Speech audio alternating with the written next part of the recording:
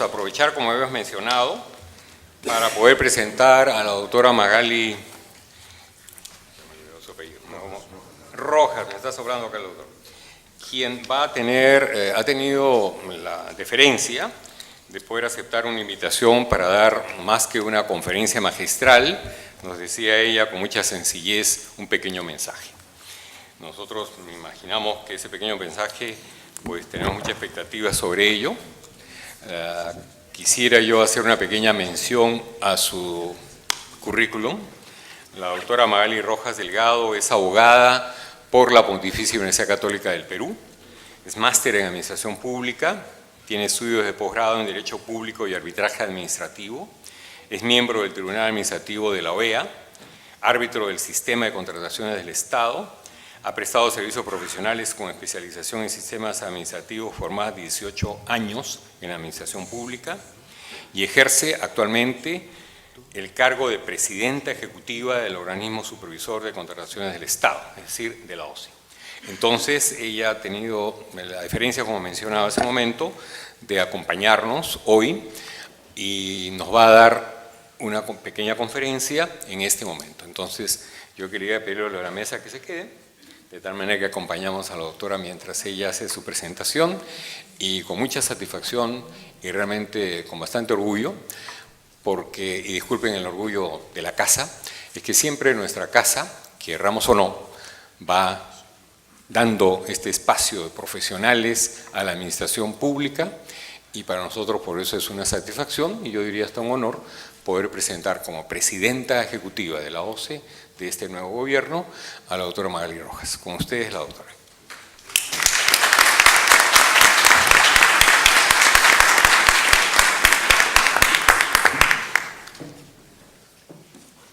Bueno, buenas noches, ante todo. Como le comentaba al doctor Barrón, efectivamente se ha incluido en el programa una conferencia magistral. Yo en realidad vengo con un mensaje de buenas intenciones, de primeras buenas intenciones, a propósito de unas 2 semanas interrumpidas con varios feriados de la vigencia de mi designación como presidenta ejecutiva de la OCE. Realmente agradezco mucho la invitación a este tipo de eventos, siempre es muy productivo discutir entre profesionales este tipo de temas, siempre se sacan ideas inteligentes, creativas y productivas. He preparado un documento, me permito leerlo con la esperanza de que sea mejor o bien escuchado y aceptado por los presentes. Como es de público conocimiento, mediante decreto de urgencia 048-2011 se ha dispuesto el fortalecimiento institucional del organismo supervisor de las contrataciones del Estado, entidad que tengo el honor de presidir desde el 23 de agosto último. Esta tarea no solo compromete en una primera etapa el rediseño de nuestra organización interna, nuestros procedimientos y documentos de gestión, que debemos concretar en los próximos 3 meses, plazos bastante perentorios, sino que también nos impone la obligación perentoria de elaborar una propuesta de modificación a la Ley de Contrataciones del Estado que debe presentar el Poder Ejecutivo al Congreso de la República en las próximas semanas. Somos plenamente conscientes de que los diversos actores del sistema de compras públicas, ciudadanía, entidades, compradores, proveedores, árbitros, comunidad internacional, entre otros, exigen del organismo supervisor, primero, institucionalidad en su accionar. Segundo, predictibilidad en sus decisiones. Y en general, razonabilidad y eficiencia en los criterios que aplica. Es un compromiso de esta nueva administración de gobierno recuperar el terreno que se haya perdido y avanzar hacia políticas y herramientas de compra modernas, ágiles, sencillas y seguras, administradas, promovidas o supervisadas desde el rigor técnico y la decencia profesional.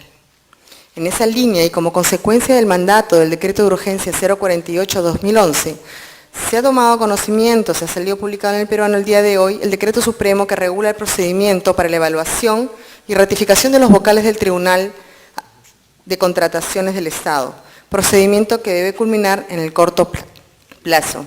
Sabemos que esta medida, impulsada por el Poder Ejecutivo y que estará a cargo del Ministerio de Economía y Finanzas, redundará en el esfuerzo de legitimar a la institución que presido y, por tanto, al propio sistema.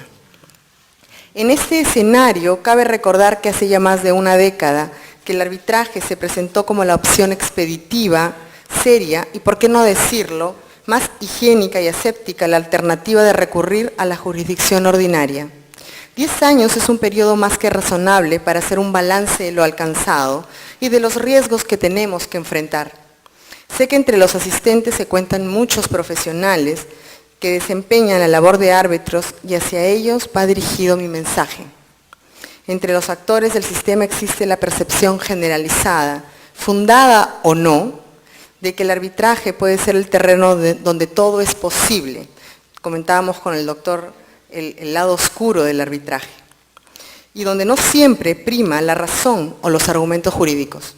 Debemos todos nosotros proteger el arbitraje con cada una de nuestras decisiones, evitar que el mecanismo se desprestigie, impedir que los vicios que con o sin razón se atribuyen a la jurisdicción tradicional sean preferibles a la amplia discrecionalidad que parecería caracterizar a los procesos arbitrales. Los esfuerzos del OCE en la materia se orientarán a cumplir con este objetivo a través de medidas concretas y tangibles. La mejor herramienta será la publicidad y el escrutinio público. Es necesario que todos los actores del sistema tengamos la oportunidad de apreciar, cotejar y ponderar el sustento de los laudos arbitrales. Los árbitros deben ser conocidos y valorados por la calidad de los laudos que emiten. Proteger el contenido de los laudos de cualquier intromisión administrativa o jurisdiccional no significa encerrarlos bajo 7 llaves o incluso asegurarles el anonimato. Lo más saludable para el sistema es exhibirlos en el escaparate público y someterlos a las bondades del diálogo serio y responsable, el contraste de ideas, la discusión que nos permitirá separar siempre la paja del trigo.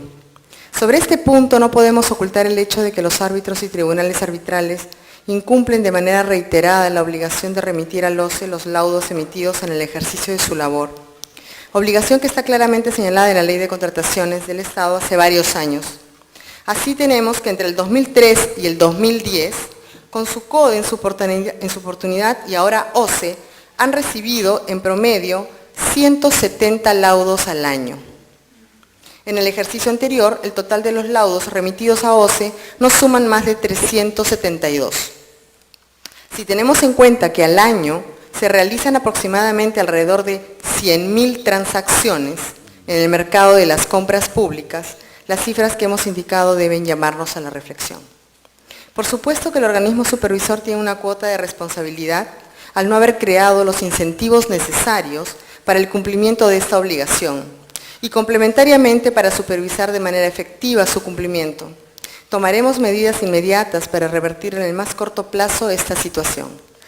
Sobre la publicidad y transparencia, solo la publicidad y transparencia permiten el intercambio de ideas, así como el pleno conocimiento del desempeño de los árbitros.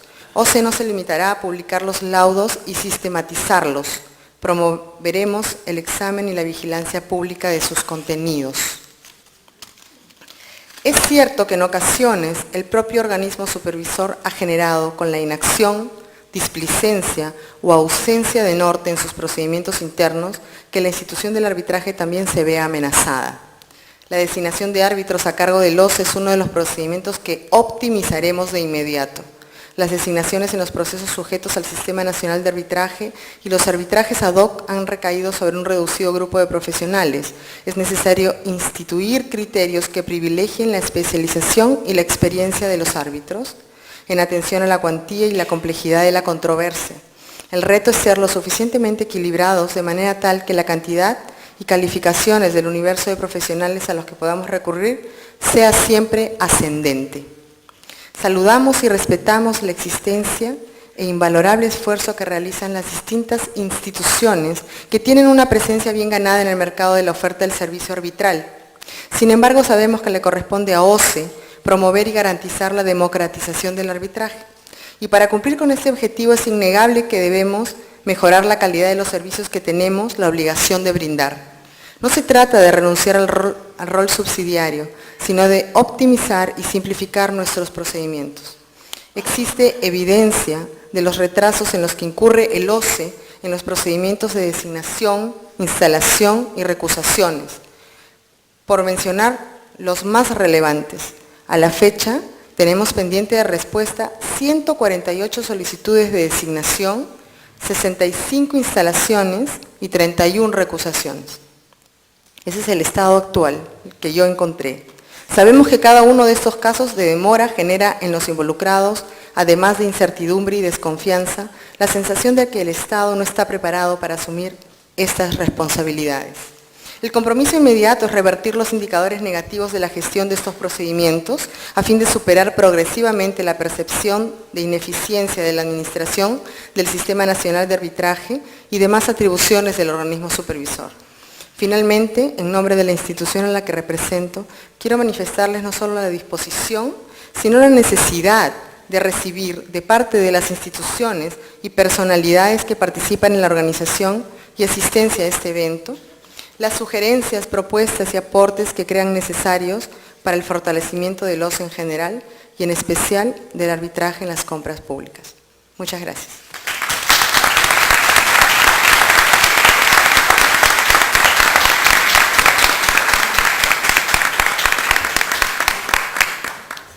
Muy bien, entonces ya se encuentra con nosotros la mesa que tiene a su cargo este segundo bloque, donde, como sabemos, el tema va un poco más allá y seguramente va a ser muy interesante para todos, porque el título es Retos y desafíos del sistema arbitral en la contratación estatal. Sobre esos retos y desafíos creo que hemos tenido una interesante introducción, importante introducción que nos ha dejado todos pensando en la presentación que ha hecho la nueva presidenta de la OCE. Quien preside la mesa, como les mencionaba el día de hoy, hemos querido ubicar a quienes tienen experiencia desde el mundo interno y también del mundo externo del trabajo en contratación estatal. Por eso convencimos a Derek Latorre para que presida en esta oportunidad la mesa. Él es abogado por nuestra universidad, máster en Derecho de la Contratación Pública, título que pocos tienen, creo, por lo menos así con el nombre, ¿no? Máster en Derecho de la Contratación Pública por la Universidad Castilla-La Mancha de España. Presidente del Tribunal de Contrataciones del Estado, periodo 2007-2008, y vocal del mismo durante el periodo 2008-2010. Debe haber escuchado con bastante atención las observaciones de hoy. Pero estoy seguro que, dada esta experiencia, vamos a tener un presidente sinceramente de lujo. Miembro del panel de árbitros del Centro de Arbitraje de la Universidad, conferencista sobre estos temas y es reconocido por los aportes doctrinarios que nos ofrece. Él va a presidir la mesa, pero me va a permitir hacer una breve referencia a los que van a participar. En primer lugar está el expositor, que es el doctor Ricardo Rodríguez Ardiles, que es abogado por la Universidad San Martín de Porres, acreditando nuestra pluralidad. Consultor empresarial en Derecho Administrativo, Construcción y Contratación con el Estado. Ha sido vocal presidente de la segunda Sala Tribunal de Contrataciones y Adquisiciones del Estado durante el periodo 2001-2004. Capacitador certificado por la OCE, miembro del panel de árbitros del Centro de Arbitraje de nuestra Casa de Estudios. Nos acompaña también el doctor Álvaro Prealé Torres, abogado por nuestra universidad, profesor del postítulo en Contratación Estatal y Derecho Público del Centro de Educación Continua de nuestra Casa de Estudios, consultor en Contratación Pública con especialización en Ejecución Contractual y Arbitraje, socio del estudio Prealé Abogados y de Prior Consulting, abogados, ingenieros y consultores, miembro del panel de árbitros también de nuestro centro. El doctor Alexander Campos, o Alex Campos, como nosotros más los conocemos, quien es abogado por la Pontificia Universidad Católica del Perú, primer puesto de su promoción, obtuvo la calificación de sobresaliente en el examen de grado para optar por el título profesional, máster en Derecho Corporativo por la Universidad de Nueva York, con beca por mérito académico, estudios de posgrado en Finanzas y Banca de Inversión en nuestra competencia, la Universidad de San, miembro del Registro de Árbitros del Centro de Arbitraje de la Cámara de Comercio, de la OCE y del Centro de Arbitraje de nuestra Casa de Estudios, socio del estudio Pizarro, Boto y Escobar. Estudio que también, como mencioné de ayer, está auspiciando con mucho entusiasmo este Congreso. Y finalmente, el doctor Jorge Alfredo León Flores, abogado por la Universidad Nacional Federico Villarreal, con especialización en control y evaluación de la acción administrativa por el Instituto Internacional de Administración Pública de París, Francia, coordinador técnico de la Gerencia de Control de Contrataciones de la Contraloría General de la República, profesor de la Escuela Nacional de Control en cursos sobre esta materia como ley de contrataciones, auditoría, determinación de responsabilidad de los funcionarios públicos, etc. Y también él, miembro del panel de árbitros del Centro de Arbitraje de la Universidad. Quiero aclarar que el doctor Jorge Alfredo León viene en calidad del doctor Jorge Alfredo León, es decir, no está representando formalmente a la Contraloría General de la República. Él nos pidió que hiciéramos esta aclaración y lo queríamos hacer a nombre de él. Y entonces, más bien, lo único que me toca hacer es agradecerles a cada uno de ellos por su presencia y a cada uno de ustedes por su participación. A veces la participación puede ser pasiva porque aparentemente no hay tiempo para preguntas, pero estamos seguros que cada uno de nosotros tiene en el interior todo el bagaje de experiencias que son compartidas en estos días con tanto entusiasmo por los participantes. Antes de terminar, quiero mencionar una vez más que este evento, aparte del auspicio de los estudios de abogados, siempre ha contado con la absoluta colaboración del doctor Mario Castillo, que nos acompaña. Yo quiero resaltar la disposición que Mario siempre ha tenido y siempre tiene con nuestra casa de estudios, y él es pues no solamente un auspiciador, es un colaborador enérgico y muy importante en el campo de este Congreso, y quiero resaltar como lo haré en los demás días. Con ustedes entonces el presidente de la mesa, doctor Torregosa. Muchas gracias.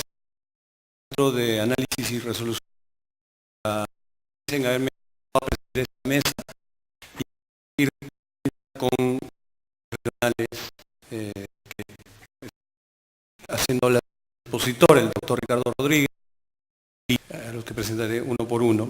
El tema que va a desarrollar el doctor Ricardo Rodríguez Ardiles, entonces, con estas breves palabras de presentación, doy el uso de la palabra al doctor Ricardo Rodríguez Ardiles para que nos haga su presentación.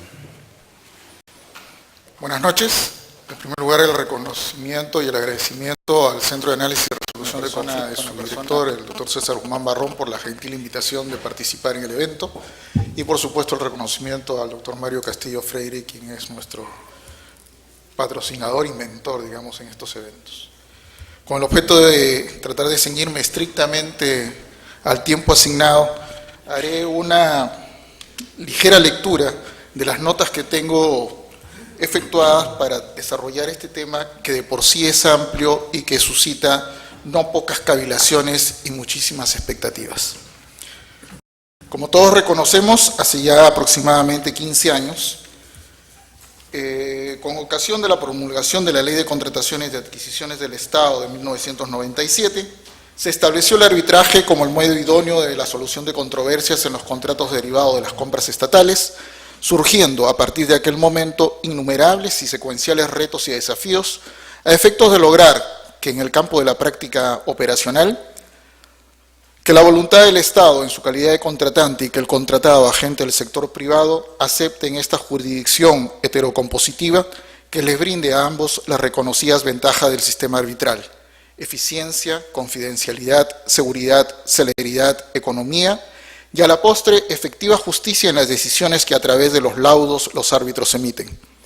Este avance legislativo, sin embargo, conllevó a que la concepción originaria de que el arbitraje derivado de las compras públicas se rigiera por la normativa general de arbitraje fuera en corto tiempo perdiendo vigencia y se pasara a asumir que este arbitraje demandaba de una legislación propia, al menos en sus aspectos más relevantes, dadas las particularidades de las partes y de las mismas controversias, lo que se empieza a notar en las leyes posteriores, llegándose a acuñar la expresión de que nos encontramos frente a un arbitraje administrativo o a un arbitraje del Estado.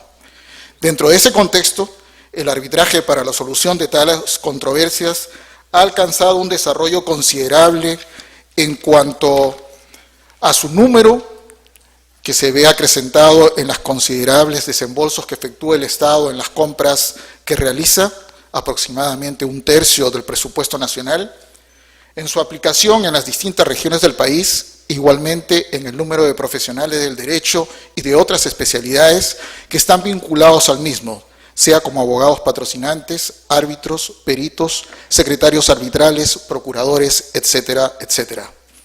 Sin embargo, esos avances, que bien pueden ser calificados como logros, han generado percepciones en determinados sectores no siempre óptimas del arbitraje y sus decisiones, especialmente al afirmarse con temeridad irresponsable que los arbitrajes no cautelan el interés del Estado, pues éste, en la mayoría de casos, pierde los mismos, ya sea por razones de legislación, composición del tribunal, deficiencia en la defensa, entre otros.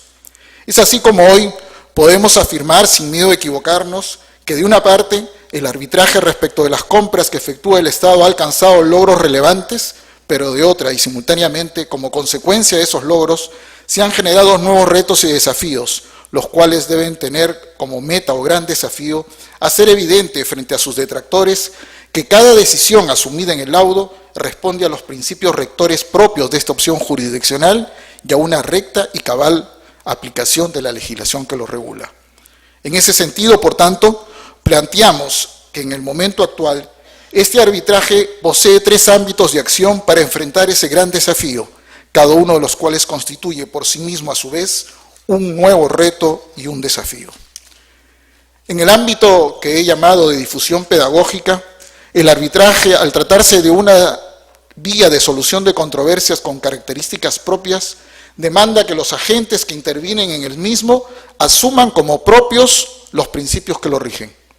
En ese sentido, una reiterada y profusa difusión del distingo que posee el arbitraje frente a la justicia ordinaria, y muy especialmente en cuanto a la importancia que reviste la designación de los árbitros por las partes en razón de idoneidad, que implica conocimiento a la materia y reconocimiento a las calidades personales, es una tarea impostergable a fin de lograr que sea una verdad certera el postulado que los árbitros no son los abogados de las partes. En torno a ello, debe enfatizarse que la tutela de los intereses del Estado no reposa en el sentido que los árbitros voten dentro del tribunal arbitral respecto de un caso en particular, sino más bien el interés del Estado se encuentra debidamente tutelado en la medida que las personas idóneas, investidas por las propias partes para la función arbitral, decidan de manera manifiesta en función de las actuaciones arbitrales y de la legislación que corresponde al caso concreto. Así las cosas, por tanto, los intereses del Estado no se encuentran tutelados por los montos que el Estado pague o deje de pagar en razón de un laudo arbitral, sino que la verdadera tutela reposa cuando las partes, e incluso los terceros ajenos a ellos, asumen certeza y convicción que la decisión del laudo es la conclusión válida de las actuaciones producidas, y que más bien una decisión contraria o distinta significaría la quiebra de esa relación natural entre hechos precedentes y conclusión, entre actuaciones arbitrales fácticas y legales y el laudo. En ese sentido, por tanto, la difusión de los laudos y su análisis y estudio por los agentes públicos y privados permiten establecer criterios de comportamiento de los árbitros frente a actuaciones concretas, no para buscar aliados en casos análogos, pues cada caso, por parecido que sea, nunca es igual, dadas siempre específicas particularidades, sino fundamentalmente para reconocer en aquellos árbitros el manejo de esas situaciones frente a la norma específica y la necesaria concordancia que entre ellas debe existir. Este aspecto tiene un correlato que solo en la medida que pueda ser, reafirmamos, asumido por los agentes que participan en los arbitrajes, se torna valioso, que la designación de los árbitros recaiga en personas de solvencia en el conocimiento de la materia, idoneidad en el juicio y claridad en la decisión.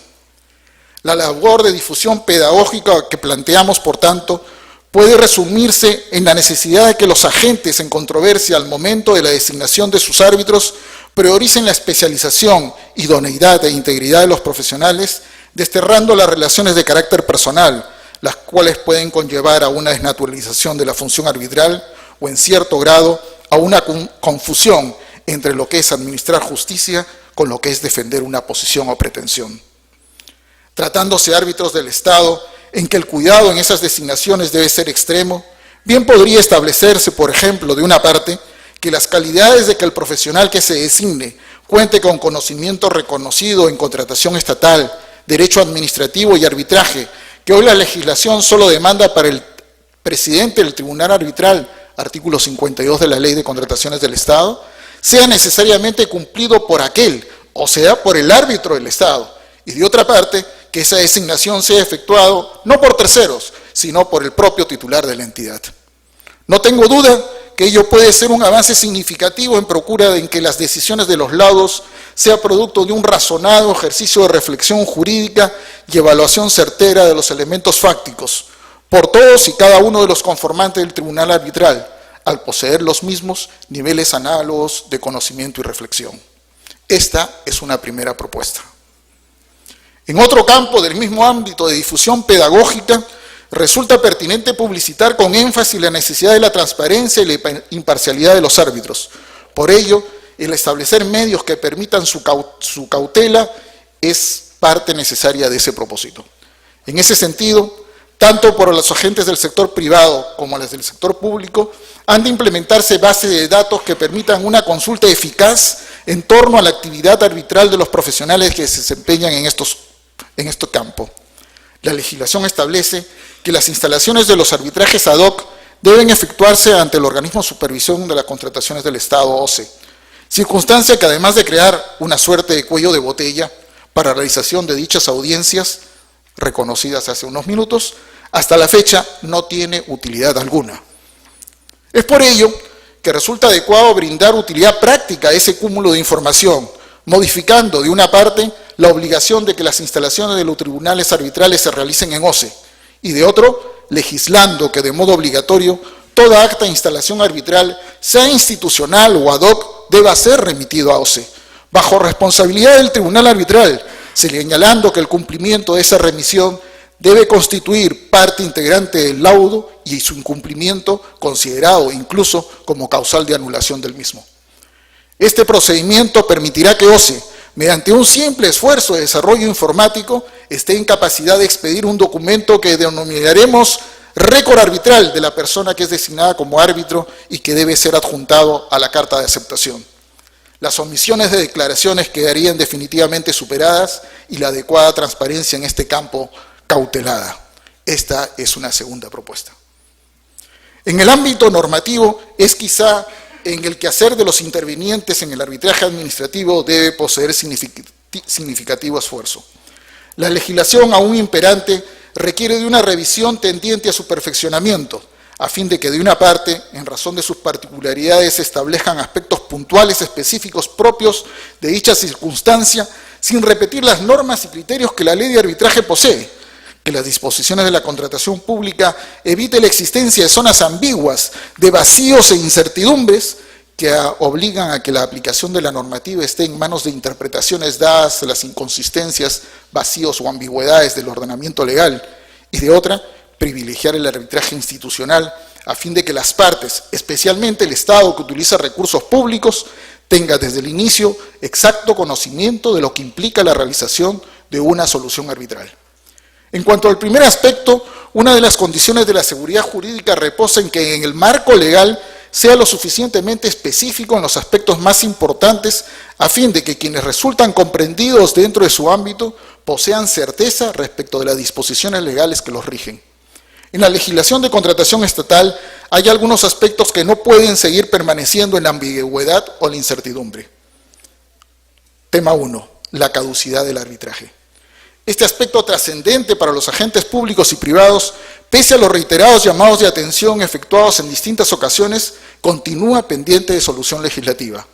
Como bien se conoce, mientras que la Ley de Contrataciones del Estado establece con carácter general que el arbitraje puede ser iniciado en cualquier momento anterior a la fecha de la culminación del contrato, precisando que este plazo es de caducidad, artículo 52, la norma reglamentaria ha señalado, por otra parte, plazos perentorios de caducidad para el inicio del mencionado arbitraje administrativo, entre 10 y 15 días posteriores del acto o la decisión correspondiente que desea ser controvertida, afirmando que estos plazos priman sobre el de la ley, el cual se aplica por defecto, artículo 215 de la norma reglamentaria. Como bien se entenderá, esta circunstancia viene obligando a que los árbitros deban adoptar decisión respecto a la admisión o no de las excepciones de caducidad, lo que genera no pocas discrepancias e insatisfacciones según el criterio que adopten. Extremo que en aras de la seguridad jurídica debe ser superado y resuelto por la propia normativa, colocando los plazos de caducidad en la ley como corresponde de ser esa la opción legislativa que se adopte, o por el contrario, eliminando los plazos de caducidad reglamentarios que agravian la ley de la que emana. Dejamos planteado el tema como propuesta sin analizar cuál de las dos alternativas debiera ser la mejor, pues consideramos que ello amerita una ponencia que supera la presente. Esta es una tercera propuesta. Determinación de las obligaciones esenciales de la entidad contratante. La resolución del contrato por causas imputables a la entidad del Estado es solo factible de ser efectuada por el contratista si aquella incumple, cito textualmente, obligaciones esenciales. Así se consagra en el inciso C del artículo 40 de la ley. La norma reglamentaria, por su parte, determina que esas obligaciones, comillas, se contemplan en las bases o en el contrato, cierro comillas, creando la obligación, por tanto, que ellas estén explícitas en estos documentos. La práctica, sin embargo, nos permite apreciar que esa postulación no se cumple, omitiéndose ese detalle trascendente en los señalados instrumentos, con lo cual se abre un campo de discreción en torno a qué debe ser considerado como obligación esencial de la entidad u obligaciones esenciales como regula la norma. Un explícito señalamiento dentro del contenido obligatorio de las bases y del contrato en este asunto resulta asimismo indispensable, a fin de que una vez más los agentes de ambos sectores, público y privado, posean adecuado y previo conocimiento de las condiciones de la relación contractual, a efectos que incluso, mediante el ejercicio de las consultas y observaciones, puedan transparentar de mejor manera los alcances de este aspecto. Esta es una cuarta propuesta. La falta de pago como causal de ampliación de plazo. Salvo pacto en contrario, si bien la regla de toda compra estatal es que el pago se efectúe luego de cumplida la prestación, ello no conlleva a asumir que la entidad tiene discrecionalidad para no abonar las mencionadas prestaciones en la oportunidad pactada, bajo el argumento de que ya sea por los adelantos otorgados o el reconocimiento de intereses, el proveedor no sufre agravio. Bien se entiende que la prestación que se brinda no incluye financiamiento y por ende, y con independencia de las condiciones particulares de los términos del contrato, toda ruptura del flujo económico constituye perturbación de la programación de esa prestación, constituyéndose por ende en causal de ampliación de plazo.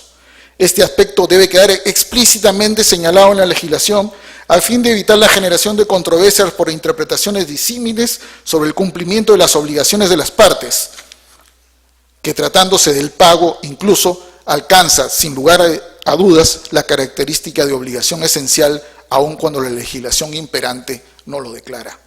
Debe ser ello revisado e incluido a favor, una vez más, de la seguridad jurídica de los agentes intervinientes. Esta es una quinta propuesta. Privilegios del arbitraje institucional sobre el arbitraje ad hoc. Uno de los contenidos del principio de eficiencia consiste en asignar recursos escasos al mejor uso posible. Extremo que, tratándose de recursos públicos, posee mayor importancia por cuanto aquellos corresponde a todos los ciudadanos de la nación, razón por la cual su cuidado merece una gestión eficiente y eficaz. En ese contexto, los costos de resolución de controversias a través del arbitraje deben necesariamente y de modo previo ser conocidos por las partes, especialmente por las entidades del Estado, a fin de que evalúen también en este aspecto lo que significa ingresar a un arbitraje. Esta posibilidad solo es factible a través del arbitraje institucional, el mismo que permite, mediante la aplicación de tablas de honorarios previamente publicadas, tener un alto grado de certeza en este campo en función de la cuantía de la materia controvertida.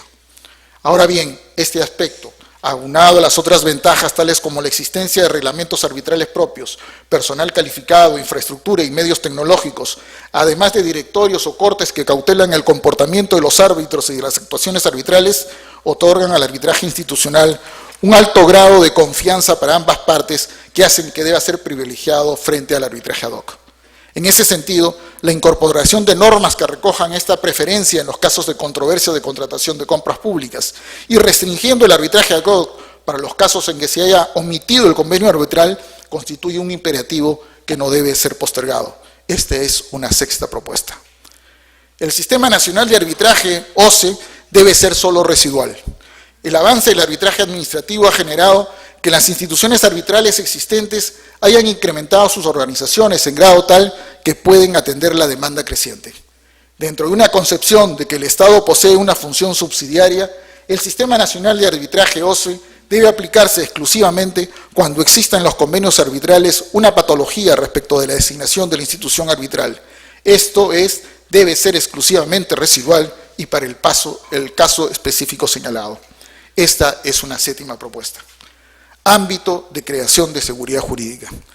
El arbitraje ha sido instituido como medio de solución de controversias contractuales de las compras públicas por el propio Estado. En consecuencia y por lógica simple, corresponde a ese mismo Estado brindarle el marco adecuado de seguridad, a fin de que las decisiones que los tribunales arbitrales expiden mediante laudos sean, salvo los casos específicos reglados como causal de anulación, sean acatados y cumplidos. En ese sentido, debe constituir política de Estado, instruir a los funcionarios de cualquier nivel y pertenecientes a toda repartición del mismo, sin exclusión de ninguna, asumir como criterio que la acción de anulación del laudo es la excepción a la regla y no constituye, bajo ningún supuesto, una etapa subsiguiente del arbitraje, como lamentablemente se aprecia en no pocas veces.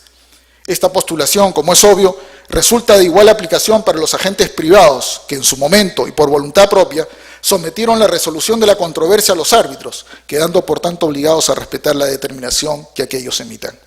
Igualmente y con mayor énfasis, la interposición de acciones de garantía, en especial los recursos de amparo, deben estar explícitamente proscritas y por ello los jueces, ante quienes interponen las mismas, han de ser celosos en cuidar el pleno cumplimiento de lo establecido en la 12ª disposición complementaria de la Ley de Arbitraje, que determina que el recurso de anulación del laudo es una vía específica e idónea para proteger cualquier derecho constitucional amenazado o vulnerado en el curso del arbitraje con el laudo. Y en consecuencia, declarar improcedente todo recurso que se les presente al margen de esta disposición específica. Como consecuencia de ello, la seguridad jurídica, esa certeza del derecho reconocido que emana de un lado, alcanzará plena eficacia, y por cuanto las decisiones de los árbitros son y deben ser valoradas como factor de bienestar, generadoras de paz social y confianza, y con ello del ciclo del desarrollo que finalmente es el nuevo nombre de la paz. Esta es la 8ª propuesta. Conclusión. Los avances del arbitraje en materias de contratación pública ha tenido en los últimos años significativos adelantos, los cuales son innegables. Sin embargo, ante tales logros, se han alzado nuevos retos y desafíos, los cuales demandan garantizar cada vez de mejor manera la transparencia en sus actuaciones y decisiones, en procura de asegurar que la sociedad en su conjunto, lo que incluye la organización estatal integral, reconozca los laudos como un elemento propio de la administración eficiente de justicia, por lo que debe ser adecuadamente tutelado, evitando acciones y conductas perturbadoras innecesarias que atentan contra su eficacia. A lo largo de la ponencia se han efectuado 8 propuestas tendientes a ese propósito. Espero que sean recogidas y debatidas por la comunidad en general y por la académica, jurídica y política en particular, por el bien de la justicia y la consolidación del arbitraje administrativo en las compras públicas. Muchas gracias.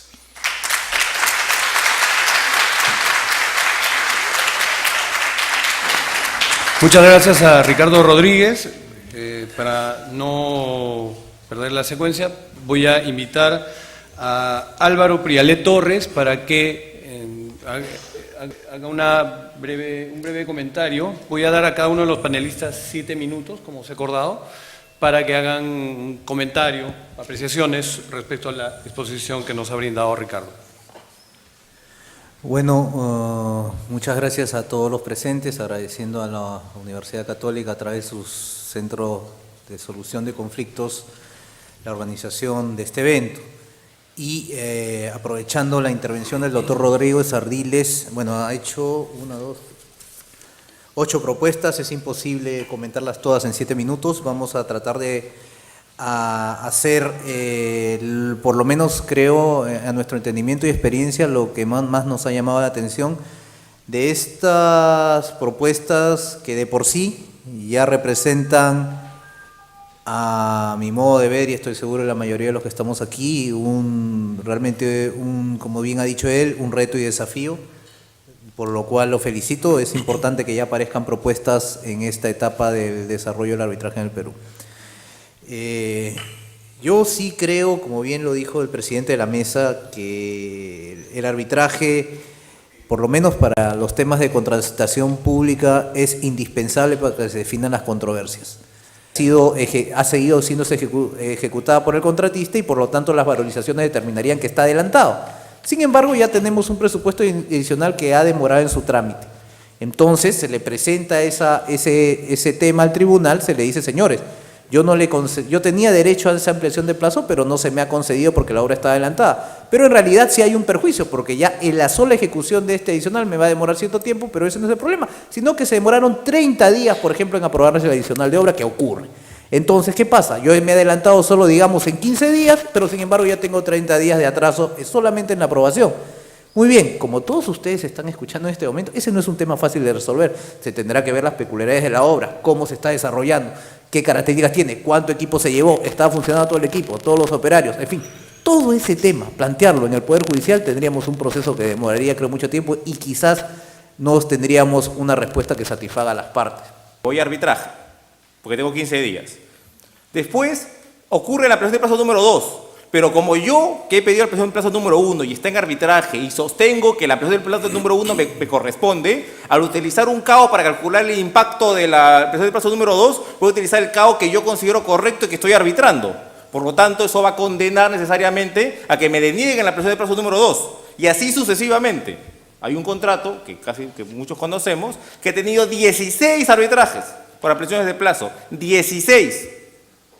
Entonces, obviamente, a la persona muy bien intencionada que puso el plazo de caducidad, no se le ocurrió que estaba realizando, estaba produciendo un efecto exactamente contrario al que deseaba. Y también, valgan verdades, lo que tenemos que decir, que los abogados tenemos mucha culpa de eso. Porque los abogados que nos creemos que sabemos absolutamente todo, nos podemos a redactar normas de lo cual no entendemos nada. O creemos entender, pero no entendemos. La ley de contratación pública y su reglamento está redactada básicamente por abogados. Y hablamos de presupuestos, expedientes técnicos, ruta crítica, PER CPM, que como bien nos dirá el ingeniero Carlos López, no es lo mismo, pero nosotros decimos que es lo mismo, ¿no es cierto? ¿Por qué? Porque nos metemos a redactar cosas que no nos corresponden. Y después, cuando hacemos un tremendo desorden, un tremendo laberinto, le damos a los pobres especialistas de contratación de las entidades para que manejen esta obra, se comienzan a generar ambigüedades, ¿no es cierto? Hay normas hay normas absurdas, ¿no? Yo con mucho respeto no voy a manifestar mi posición sobre la arbitrabilidad de los presupuestos adicionales, mucha gente ya la conoce, pero yo hago una simple pregunta, ¿no? El presupuesto adicional de emergencia, finalmente no aprobado, ¿no es cierto? ¿Eso quién lo paga? El contratista que no ha hecho otra cosa que atender una instrucción expresa, a veces bajo intimación de resolver su contrato, de acudir a una emergencia que al final se declaró que no era. Yo conozco un caso clamoroso en que el contratista se opuso y dijo, no es emergencia, y lo obligaron a ejecutar. Después fue a la Contraloría, la Contraloría dijo, efectivamente, no era emergencia. Y se volteó la entidad al contratista y le dijo, ¿sabes qué? Mala suerte, no era emergencia. Pues si yo te dije al principio que no era emergencia. Cuando creamos ambigüedades y creamos problemas, ¿no es cierto? Y así es. Así como nosotros nos quejamos, los árbitros y los abogados, de que los peritos se meten a decir cosas que no saben de derecho y comienzan a pronunciar sobre derecho y hacen interpretación jurídica, cuando nosotros nos metemos en lo que le corresponde a los ingenieros y creamos este desastre, nadie lo dice. Y cuando va, ¿no es cierto?, esto al arbitraje y el tribunal arbitral entiende el problema y entiende la evidente injusticia, por ejemplo, la situación que yo les comentaba, y fallan a favor, de una u otra forma, a favor del contratista, dicen, se está burlando la prohibición de arbitrar presupuestos adicionales. Pero no, la norma es antitécnica. Lo primero que hay que hacer para corregir ese problema es corregir la norma, hacerla pro ejecución. No crear las ambigüedades que el día de hoy existen. Para terminar, un tema final que me parece absolutamente indispensable. No puede haber arbitraje, no puede haber arbitraje si esto que estamos discutiendo y esta solución y aquel árbitro que haga este análisis y diga, en este escenario yo creo que le corresponde al contratista que se le pague una obra adicional que fue declarada luego no de emergencia, pero que se lo obligó a hacer por este razonamiento jurídico.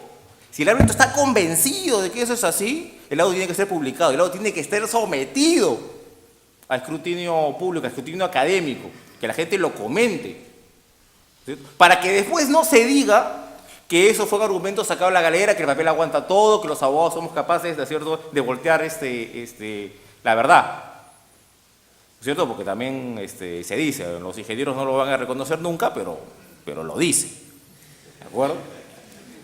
Cuando eso ocurra, ¿no es cierto?, tendremos decisiones transparentes, decisiones que motiven mayor discusión. Yo hace algún tiempo le planteé al Centro de la Pontificia Católica una propuesta para crear una base de datos, ¿no es cierto?, un programa, un tipo LexisNexis, con los laudos arbitrales, con un récord que se parece mucho a la propuesta de Ricardo sobre un récord arbitral, que cada árbitro tenga todos los arbitrajes de que ha participado y todos los laudos que ha hecho, para ver si el árbitro es consistente, ¿no? Si es consistente, en un laudo falla una posición y el laudo siguiente en otra, si es inconsistente o no. Y eso comenzará a ser mejor. Cuando creemos ese sistema, que el día de hoy no lo tenemos, yo creo que el problema no es tanto el arbitraje. El problema es que el arbitraje no aguanta todos los vacíos y ambigüedades que hay en la norma, de las cuales la propuesta de Ricardo es apenas un muestrario. Muchas gracias, presidente. Muchas gracias, Alex.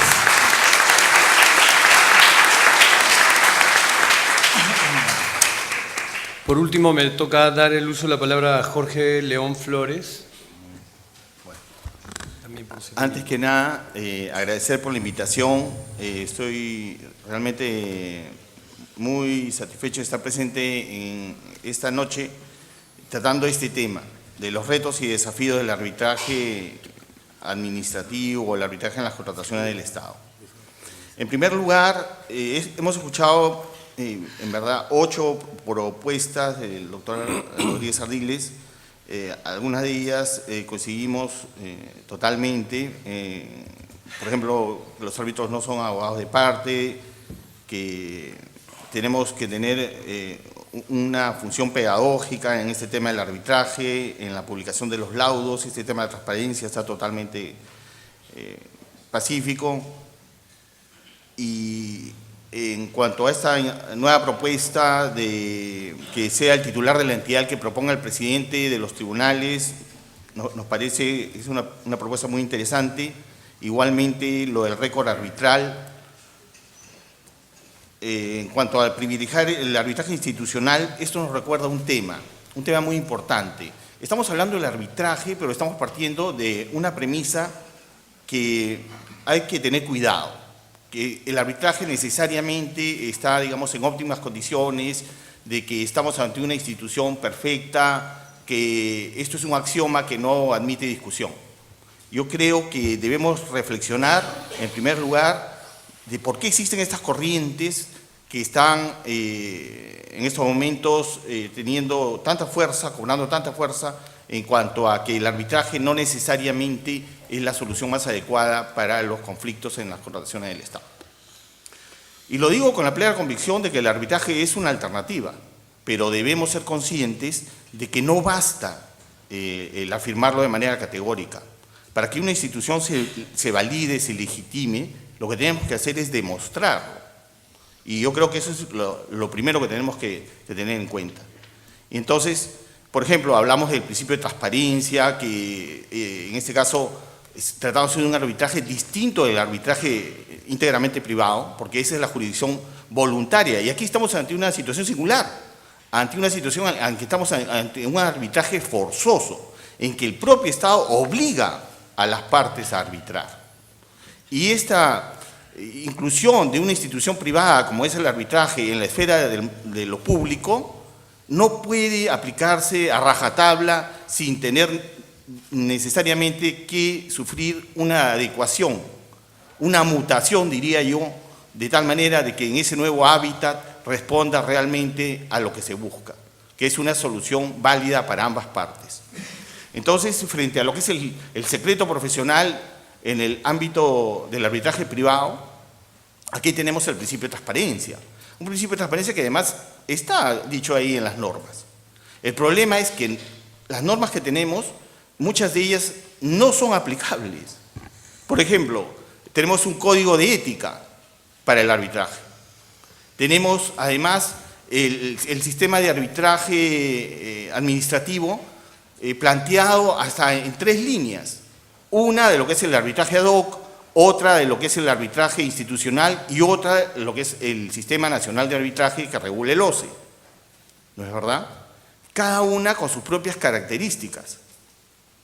Y además tenemos otro tema del que no se ha hablado, no he escuchado en toda la noche hablarlo, que es el tema de la responsabilidad de los árbitros. Estamos diciendo que los árbitros resuelven en instancia única. Y, señores, este es un poder enorme y un poder que se está ejerciendo sobre recursos públicos.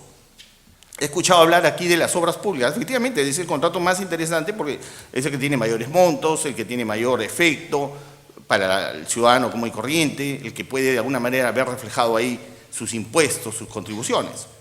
Pero ¿qué ocurre, ¿no?, cuando colocamos a personas que llegan en calidad de árbitros a ejercer la solución de conflictos, pero estos árbitros, ¿quién nos asegura que efectivamente reúnan esta idoneidad que muy bien habla el doctor Rodríguez Ardiles, deben tener en su integridad, no solamente el presidente, bien sea en el caso del arbitraje unipersonal o del tribunal? Todos deberían reunir esas calidades. Pero ¿quién nos garantiza eso?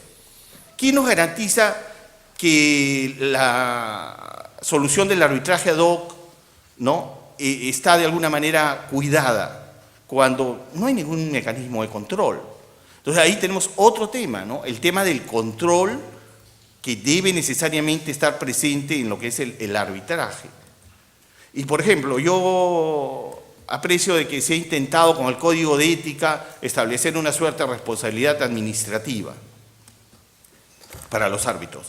Pero lamentablemente el Código de Ética que actualmente está vigente tiene una serie de problemas que excederían largamente los 7 minutos que me han asignado, lo que le hace totalmente inviable. ¿Por qué? Porque se dice que resolvería el COSUCODE, pero no se precisa qué órgano. Además hay incoherencias porque el propio reglamento ya establece sanciones, pero únicamente por no remisión del laudo. Pero finalmente tampoco hay un control de en cuántos arbitrajes existen actualmente en el mercado. Nadie sabe. Si usted le pregunta incluso al propio órgano rector de la contratación pública, no lo conocen.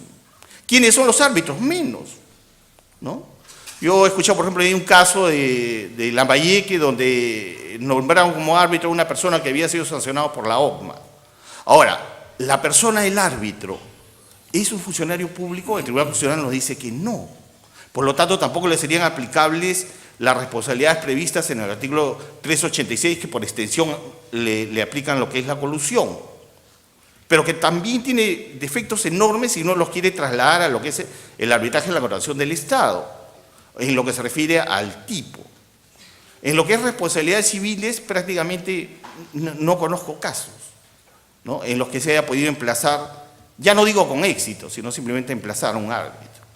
Entonces, hablamos de responsabilidades administrativas que no son en estos momentos viables, responsabilidades penales que tampoco están previstas y responsabilidades civiles que lamentablemente tampoco se ha encontrado un camino ahí. Esto en lo que se refiere al tema de las responsabilidades. Y no se olviden que la fórmula de Klitgard nos recuerda siempre que monopolio más arbitrio, o sea que es lo que ocurre justamente en el caso de los árbitros. Oye, tienen el monopolio porque hay la obligación de arbitrar, tienen el arbitrio porque tienen concentrado todo el poder en una única instancia, menos responsabilidad, que no existe en estos casos prácticamente. Eso es igual al clima ideal para la corrupción.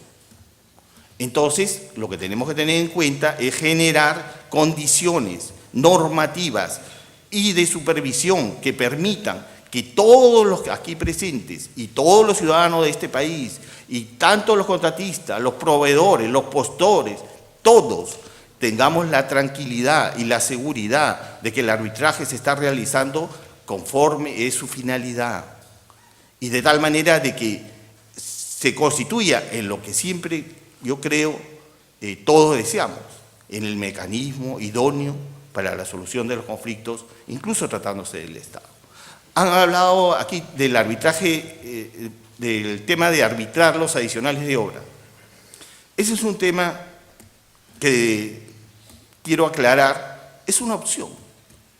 Una opción. El Estado, así como decidió en algún momento retirar toda una parcela de lo que era su jurisdicción natural, que es el Poder Judicial, y llevarla a un arbitraje obligatorio, igualmente en el caso de los adicionales de obra, donde no hay derechos disponibles, porque además, téngase presente que los adicionales no están previstos en el contrato como una obligación, siempre existirán como una posibilidad, pero no como una obligación. Entonces, es natural, pienso yo, de que exista la posibilidad de decidir no arbitrar este tipo, al igual como anteriormente los vicios ocultos no se arbitraban, se llevaban al Poder Judicial, luego se cambió como opción legislativa. Entonces tengamos presente de que hay una serie de posibilidades de resoluciones legislativas, y así como hoy en día todos estamos aquí convencidos, porque somos promotores del arbitraje, de que es una opción, también existe el peligro de que quienes están viendo por un desentendimiento de la realidad del arbitraje y porque no se están dando estos cambios que debemos de promover para que el arbitraje realmente sea eficaz y eficiente, entonces podría darse la posibilidad de que también se retorne al Poder Judicial. Entonces, ese peligro existe. No demos por sentado que estamos blindados, no. Existe esa posibilidad. Entonces, hay que trabajar justamente con este tipo de eventos, que felicito que se realicen, porque son promotores justamente de los cambios. Gracias.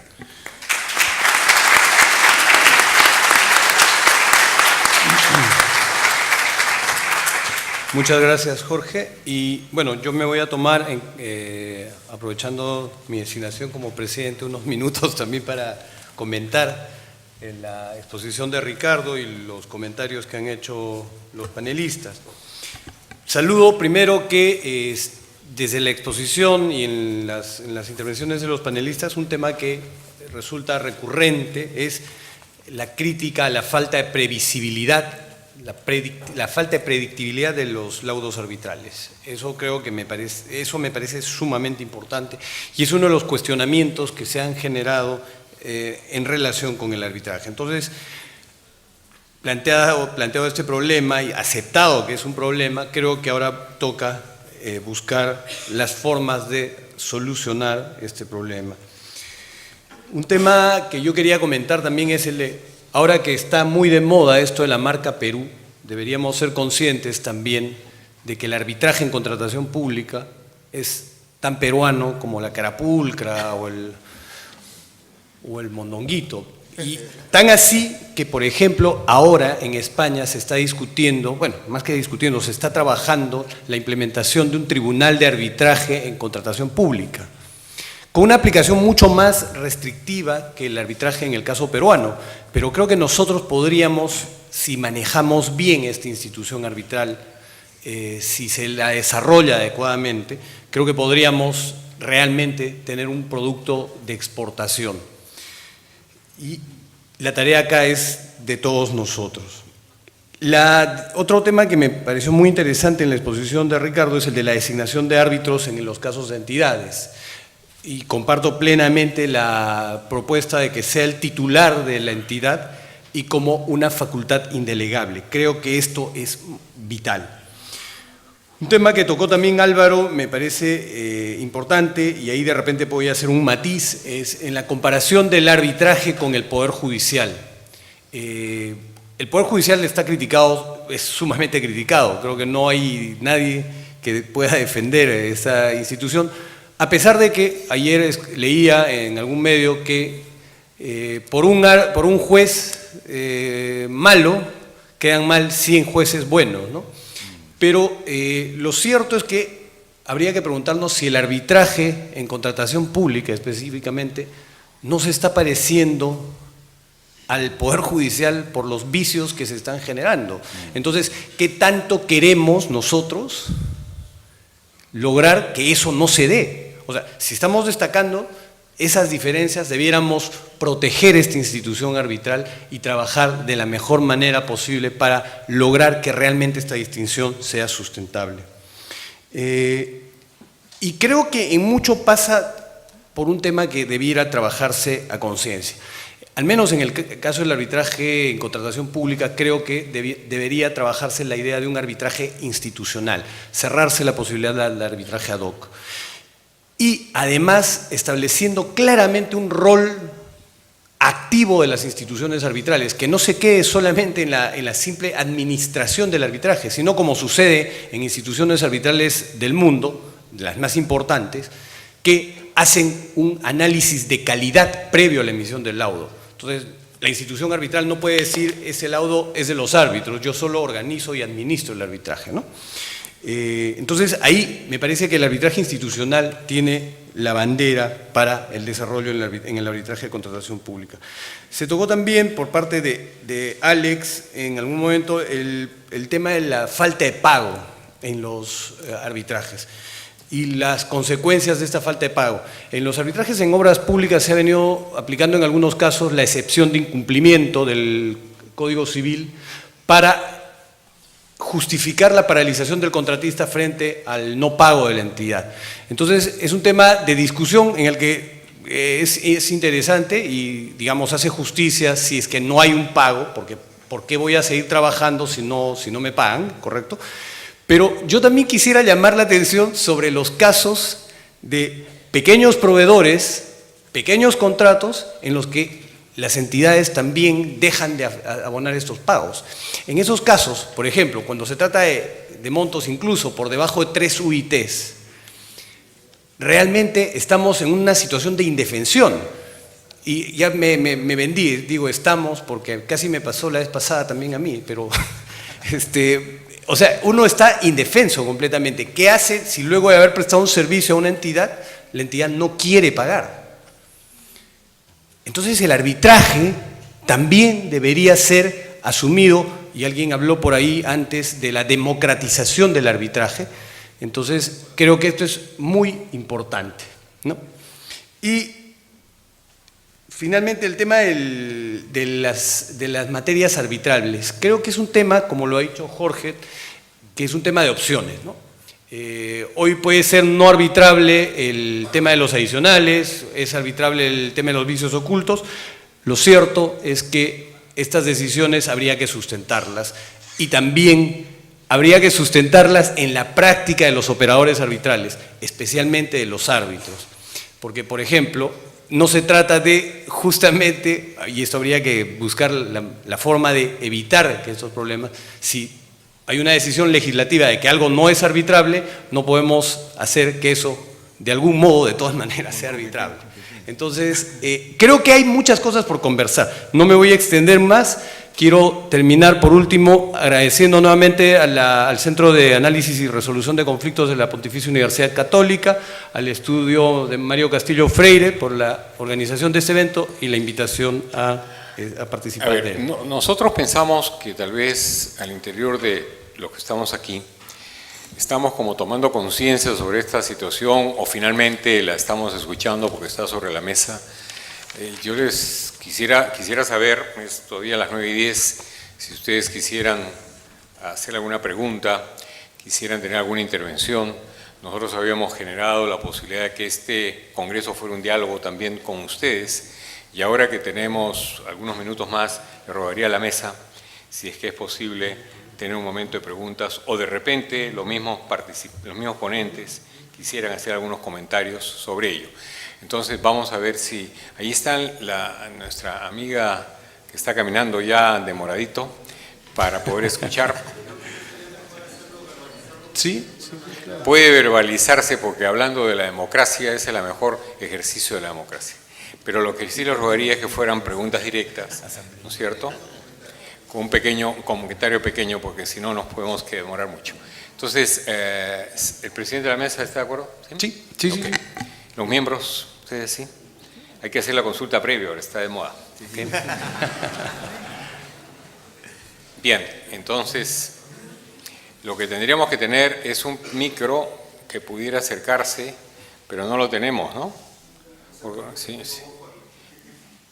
Muy bien, entonces vamos a escuchar, podemos conocer primero con quiénes y sí les rogaría que tuviéramos a bien poco tiempo, porque si no, no podemos participar otros que tal vez los querramos hacer.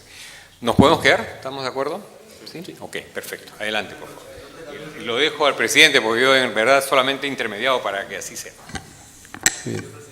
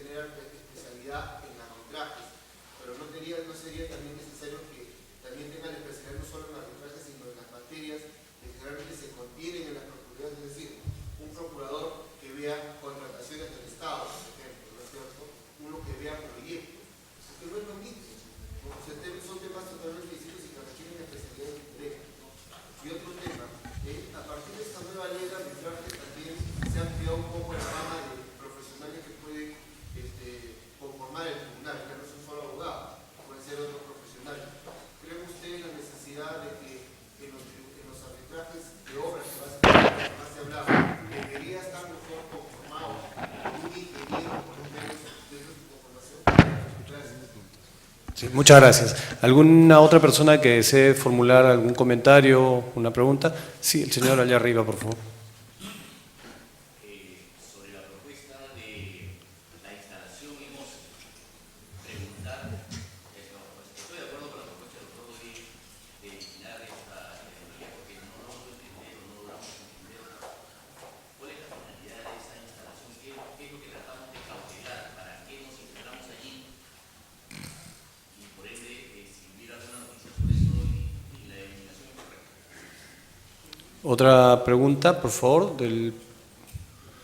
Sí, si pudiéramos, doctor Rodríguez, usted podría atender primero las preguntas de su competencia, luego las vamos a dividir entre el panel. Bueno, comenzaré por el final, que es a veces un poco más práctico, ¿no? La propuesta surge evidentemente de una percepción que todos tenemos, los que estamos metidos en el mundo del arbitraje, en el sentido de que las instalaciones en OCE no tienen ningún efecto práctico. Por eso es que la propuesta va en que si bien OCE debe seguir teniendo un cúmulo de información de las instalaciones arbitrales, no solo de los arbitrajes ad hoc, sino también de los arbitrajes institucionales, con el efecto rebote de crear esto que he denominado récord arbitral. De esta forma, el organismo supervisor se olvida de este tema de crear toda una organización para ir atendiendo las instalaciones. La presidenta nos decía que tenía como 60 y tantas audiencias pendientes de programar, para más bien dedicarse a hacer una labor de seguimiento de los procesos arbitrales. Es decir, si yo sé que hay un proceso arbitral en trámite, porque hay una fecha determinada de instalación, porque me han enviado el acta, yo como organismo supervisor puedo solicitar la información cada cierto tiempo. Oye, ¿cómo va tu arbitraje? ¿En qué etapa estás? O sea, tener una labor tuitiva de las actuaciones arbitrales para poder tener estadísticas, cuánto duran, en qué etapa del arbitraje es donde se producen las mayores contingencias, hacer labor de supervisión, no labor de intromisión, sino labor de supervisión. Eso creo que por ahí va la idea. En cuanto a las múltiples propuestas, preguntas y afirmaciones que nos ha hecho nuestro participante, el tema de la especialización de los árbitros, no hay que tratar de ser más papista que el Papa. Y esta expresión en este momento, en esta aula, de repente puede caer un poco complicada, pero es decir, hay especializaciones por reconocimiento y hay especializaciones por título. O sea, hay determinados profesionales que tienen un reconocimiento en determinadas materias, a pesar de que no tienen detrás un documento que establece una entidad académica que posee dicha especialización. ¿Por qué? Porque estamos en un momento de transición. Conforme el tiempo avance, evidentemente estos reconocimientos se irán perdiendo e irán primando aquellos que poseen ya el certificado académico. Pero en el caso de los árbitros que son designados por las entidades estatales, las entidades estatales actualmente designan árbitros a cualquiera, ¿no? Como si se trataran del sector privado, cuando precisamente los árbitros que designa el Estado, dado que lo que necesitan cautelar son sus propias actuaciones previas, debe ser de personas que tengan o reconocimiento o acreditación, eso es una cuestión que se puede discutir después, en las especialidades que precisamente se van a tocar en esta vía arbitral. Que sea un ingeniero y no un abogado, eso es un tema discutible. Aquí hace poco el ingeniero Carlos López nos decía, qué barbaridad, en este congreso, en la mesa por el momento solamente veo a 2 ingenieros, cuando deberían haber muchos más. Porque los ingenieros en todo lo que es árbitro tienen una labor muy importante en todo lo que constituyen los arbitrajes de obra pública, básicamente. Nos ilustran a los árbitros que no somos de esa profesión. Pero también hay en las otras materias. Si estamos discutiendo un tema de idoneidad de un medicamento, ¿qué hace un abogado o qué hace un ingeniero? Tendrá que estar ahí un químico farmacéutico probablemente, pero es evidente que ese químico farmacéutico no solo debe tener un conocimiento en la materia de química y de farmacopea, sino que también tendrá que tener un conocimiento, aunque sea lateral o de reconocimiento, de que sí conoce del sistema de contratación pública, sí conoce del manejo de un proceso arbitral, para que pueda realmente contribuir a emitir una decisión fundada en los hechos, obviamente, en su conocimiento técnico, y a la vez proponer una decisión en el laudo que sea coherente con lo que efectivamente se ve en las actuaciones arbitrales. Esos serían mis comentarios. Muy bien, muchas gracias. Ahora, para tocar el tema que planteo de responsabilidad de los árbitros, voy a hacer el uso de la palabra a Jorge. Sí. Efectivamente, este tema de la responsabilidad de los árbitros es un tema por trabajar. Es un tema que, si bien la idea siempre ha existido, está en la normativa. El artículo 52 no dice, los árbitros deben cumplir de la actual ley de contrataciones, debe cumplir con la obligación de informar oportunamente si existe alguna circunstancia que les pide ejercer el cargo de independencia, imparcialidad y autonomía, encontrándose sujetos a lo establecido en el Código de Ética que aprueba el organismo supervisor de la Constitución del Estado. O sea, este Código ético ya existe, ya tiene varios años de existencia. El problema, para empezar, es que no le alcanza sino únicamente a quienes, a los árbitros ad hoc, a los árbitros, a las partes y apoderados y todos los demás que están involucrados, y a aquellos que están en el Sistema Nacional de Arbitraje, pero no les alcanza a todos los árbitros que están en los centros institucionales de arbitraje. Entonces ahí hay toda una problemática, hay todo un tema para trabajar, porque fíjense de que hay en realidad 3 líneas para lo que es la designación de los árbitros. Una que es el arbitraje ad hoc, otra que es el arbitraje institucional, según que se haya llegado a un acuerdo, ¿no?, entre las partes para uno u otro, y en caso de que no haya ese acuerdo, finalmente tenemos como sistema residual el Sistema Nacional de Arbitraje, pero cada uno de ellos con características propias. Entonces el tema es cómo integramos situaciones tan disímiles con normas uniformes que nos den un tratamiento equitativo para estos árbitros en casos de incumplimiento. Y naturalmente tiene que respetarse lo que son los principios del derecho administrativo sancionador, ¿no es verdad? Y naturalmente el Código de Ética, no solamente el problema que tiene es que está aprobado a nivel de resolución de presidencia del OCE, sino que incluso tiene pues vacíos de tipicidad, vacíos de lo que se refiere a quién es el órgano que va a sancionar, y en fin, N vacíos. De tal manera que todo ha quedado en el limbo. Entonces tenemos muchísimas normas muy bien trabajadas, pero sin un procedimiento adecuado y sin una arquitectura jurídica que permita que realmente se concrete. Entonces, finalmente, todo queda a nivel declarativo. En el caso del campo penal, ya no les digo. Tenemos una sentencia del Tribunal Constitucional donde se pronuncia con respecto a lo que es el arbitraje en el campo privado. No se ha hecho un análisis, debo reconocer, el tribunal sí ha hecho un análisis con respecto a que la contratación pública sí tiene características especiales, lo hizo para el caso de lo que es esta experiencia de la bolsa que hubo, ¿no?, de contratación a través de la bolsa de productos, y en ese caso sí tuvo una sentencia en la que precisó que hay características especiales tratándose de recursos públicos. Y no se ha hecho ese mismo estudio para efectos de lo que es el arbitraje que nosotros le llamamos administrativo o con el Estado, en el marco de la Ley de Colaboración del Estado. Entonces, ahí hay todo un tema también para trabajar. Oye, ¿realmente no son funcionarios públicos también en ese caso? ¿O sí se ejerce una función pública? Es un tema que habría que, por lo menos, estudiarlo, ¿no?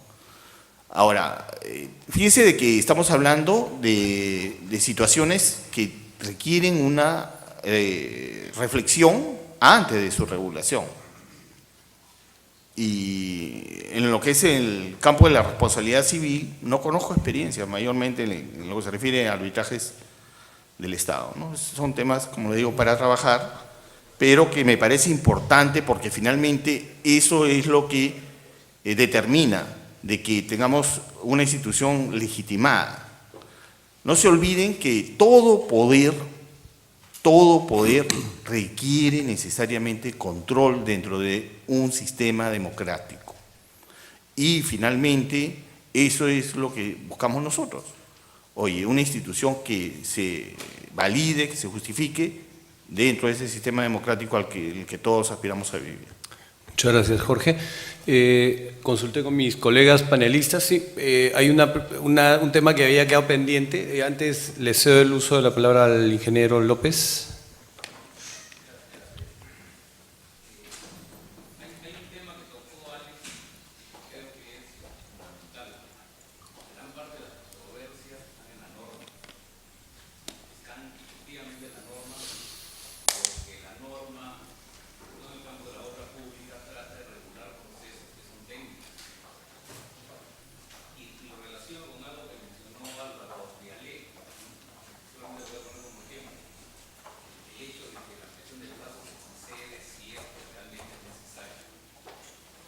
esa frase, por ejemplo, no estaba antes en la norma. Alguien dice que corregir la norma, pero la norma iba empeorando cada vez, porque ciertas instituciones iban perdiendo determinados arbitrajes, entonces incorporaban temas a la norma, ¿no? Como especie de vacunas. Vacunas como la de la polio, que lo único que hizo fue causarle polio a la niña. Entonces, y esto es porque no se comprende, como bien dijo Alex, el asunto técnico del problema. Entonces, se parcha con curitas cuando se necesitaba un yeso. Entonces, la norma tiene que cambiar, sí tiene que cambiar, pero en este caso lo que está haciendo se está empeorando. Solamente para poner un ejemplo, tal y todos son abogados, la mayoría. ¿Por qué no es correcto decir, solo decir, la ampliación de plazo se concede si es necesario? Suena lógico, ¿no es cierto? Suena lógico. Pero alguien se ha puesto a pensar que estamos comparando contra un calendario de avance de obra que no se modificó desde el inicio. Mientras estemos comparando con un calendario que no se modificó desde el inicio, entonces ya no sirve ese tipo de argumento. Hay otro, como se perdía siempre por el asunto climático, ¿cuál fue la solución que inventaron? El calendario tendrá que considerar la externalidad climática propia del sitio. ¿Suena lógico? Suena lógico. Pero la entidad, cuando hizo su propio calendario, lo consideró. Y lo que consideró coincide con lo que se contrató. Entonces, mientras la norma siga siendo parchada de la manera que está viniendo siendo, el arbitraje como institución, como mecanismo podrá ser muy bueno, pero la materia prima con la que tenemos que trabajar no está siguiendo ese mismo avance. Entonces, muy bien, estamos discutiendo, estamos hablando del proceso como proceso, pero el material con el que tenemos que trabajar requiere mucho esfuerzo todavía de corrección. Y la manera como se introducen los cambios en la norma son absolutamente reactivos ante situaciones que no se han podido manejar, pero totalmente falta de coherencia técnica. Muchas gracias. Creo que comparto plenamente el comentario porque debería trabajarse con mayor seriedad, por ejemplo, a nivel de una comisión en el Congreso antes de expedir una nueva ley de contrataciones, ¿no? Bueno, las modificaciones seguramente se van a estar conociendo en los próximos días, pero para una reforma integral me parece que debiera constituirse un grupo de trabajo que elabore un proyecto, no en lo inmediato, sino a un mediano plazo, pero con el trabajo adecuado. Yo quería simplemente tocar uno de los planteamientos que hizo el participante anterior respecto al arbitraje popular. Yo creo que el arbitraje popular sería una solución para las controversias en contratos pequeños, ¿no? Tanto para las contrataciones hasta 3 UITs como, digamos, por lo menos adjudicaciones directas selectivas en algunos casos, ¿no? Y creo que eso democratizaría el arbitraje. Y lo que no debemos perder de vista es que el arbitraje, aunque esto en el ámbito civil no haya sido muy bien visto, es también parte del sistema de administración de justicia. Y con esto quiero, digamos, sugerirle a Jorge que revise, por ejemplo, lo que es el prólogo al Código de Ética de la Asociación Americana de Arbitraje y del Colegio de Abogados de los Estados Unidos de Norteamérica, en cuyo prólogo se señala enfáticamente y expresamente que el arbitraje cumple y los árbitros cumplen un rol fundamental en la administración de justicia en la sociedad norteamericana. Entonces, creo que si partimos de ese reconocimiento de que el arbitraje tiene que ver con la justicia, entonces vamos a encaminar mejor este tema. Sí. A ver, sí, porque ya estamos con la hora. Muy breve, por favor. Cuando hay un contrato, se entiende que está en una cláusula de tema arbitral. Por esto, te debo someter a arbitrar. Pero en los temas de menores cuantías, si solo es una orden, el tema poco queda. O sea, debo entender que tácitamente debo ser más lógico. Porque ese es un tema también que uno se pone a pensar. Si yo quiero una menor cuantía, una orden de compra, tácitamente debo entender que a la expresión por orden debo ir más lógico. Ahí hay una presunción normativa, en todo caso. Muy bien. Creo que no hay más preguntas. Les agradecemos la atención que han tenido para el evento. Mañana, por favor, a las 6 de la tarde. Gracias al panel, gracias al presidente, que lo ha hecho muy bien. Se van a preparar para la foto.